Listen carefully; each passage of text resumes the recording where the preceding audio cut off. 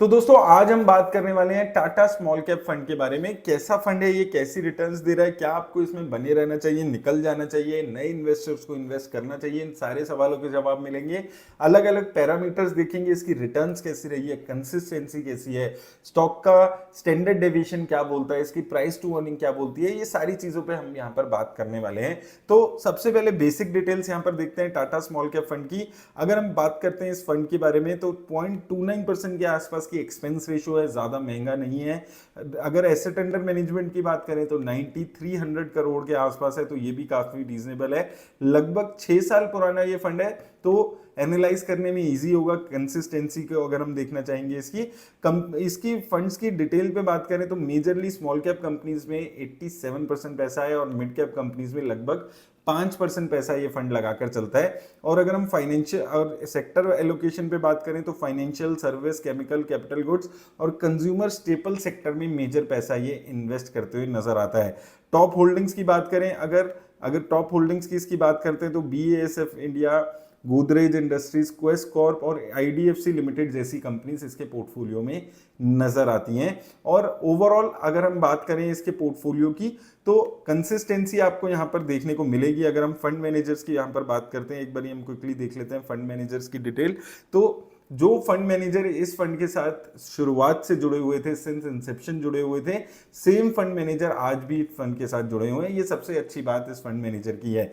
अब इसके बाद अगर हम इसकी और डिटेल्स की बात करते हैं तो यहां पर अगर हम इसकी स्टैंडर्ड डेविएशन की बात करें तो यहां पर स्टैंडर्ड डेविएशन इसकी 13.27 है। स्टैंडर्ड डेविएशन किसी भी फंड की ये बताती है कि एक फंड कितना वॉलेटाइल है रिटर्न्स देने के मामले में। तो वॉलेटिलिटी यहां पर नहीं है, यानी कि लो रिस्क वाला ये फंड यहां पर रहता है, बहुत ज्यादा वॉलेटिलिटी देखने को नहीं मिलती है। लेकिन प्राइस टू अर्निंग की अगर हम बात करते हैं तो इस फंड की जो प्राइस टू अर्निंग है वो 42 के आसपास आपको नजर आएगी, जबकि बेंचमार्क की जो प्राइस टू अर्निंग है वो 33 के आसपास है। यानी कि ग्रोथ ओरिएंटेड कंपनीज में ज्यादा पैसा ये फंड लगाकर चलता है, ज्यादा रिस्क लेकर चल रहा है। जो ज्यादा रिस्क लेने वाली कंपनी है उनमें पैसा ये फंड लगाकर चल रहा है।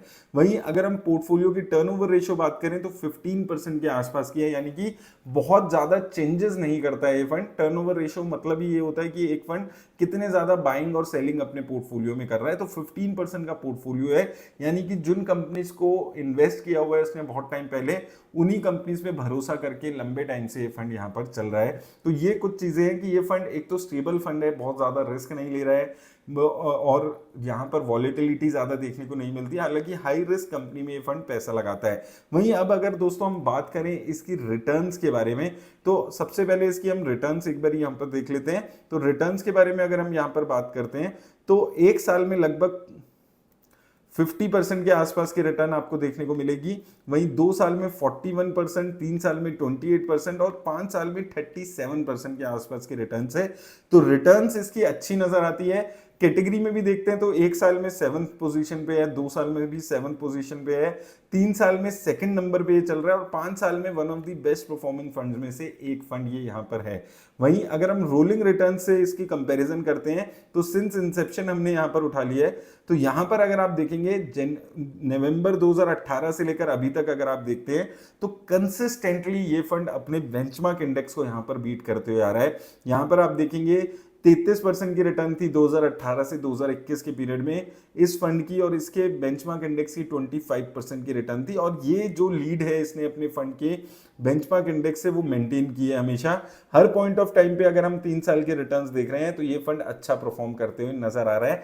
जब थोड़ा सा इसकी परफॉर्मेंस डिप हुई थी 2021 से मार्च 2021 से मार्च 2024 का पीरियड अगर हम देख रहे हैं, वहां पर भी ये फंड अपने बेंचमार्क इंडेक्स को जरूर बीट करते हुए आ रहा था। यहां पर भी अगेन आप देखेंगे फंड की परफॉर्मेंस डिप हुई है, लेकिन अपने बेंचमार्क इंडेक्स से तब भी 4% से ज्यादा के रिटर्न्स जनरेट कर रहा था। यहां पर भी आप देखेंगे फंड अपने बेंचमार्क इंडेक्स से 1% ज्यादा रिटर्न्स है और यहां पर भी इस वक्त भी अपने बेंचमार्क इंडेक्स से 3 सालों की रोलिंग रिटर्न्स पीरियड में एक अच्छी खासी रिटर्न्स ये देते हुए नजर आ रहा है। तो अगर हम इस वीडियो को समराइज करते हैं, ये फंड एक काफी कंसिस्टेंटली रिटर्न्स देने वाला फंड रहा है। यहाँ पर हर मार्केट कंडीशन में अभी तक ये फंड अपने बेंचमार्क इंडेक्स को 3 साल की रोलिंग रिटर्न्स में बीट करते हुए नजर आया है। और ओवरऑल अगर हम रिटर्न्स भी देखते हैं 1, 2, 3 और 5 सालों की, वहां पर भी ये फंड एक्सेप्शनली अच्छी रिटर्न्स दे रहा है। रिस्क कम लेने की कोशिश करता है, पोर्टफोलियो टर्नओवर कम है और वॉलेटाइल भी बहुत ज़्यादा ये फंड नहीं रहता है। ये भी काफ़ी अच्छी बात है इस फंड की। हालांकि थोड़ी हाई प्राइस टू अर्निंग वाली कंपनीज में इसने कंपैरेटिवली पैसा लगाया हुआ है, तो ग्रोथ ओरिएंटेड कंपनीज में ये फंड पैसा लगाकर यहाँ पर चल रहा है। तो अगर आप with in small cap fund की कैटेगरी एक कंपैरेटिवली कम रिस्क स्टेबल फंड यहां पर देख रहे हैं, तो ये एक अच्छी ऑप्शन यहां पर हो सकती है, क्योंकि ये फंड बिल्कुल भी यहां पर कुछ भी साइन अपने स्ट्रेस के अभी तक दिखाते हुए नजर नहीं आया है। एक्सपेंस रेशियो भी इसकी काफी लो यहां पर नजर आ रही है। उम्मीद करता हूं आपको हेल्प मिलेगी इस वीडियो से। धन्यवाद।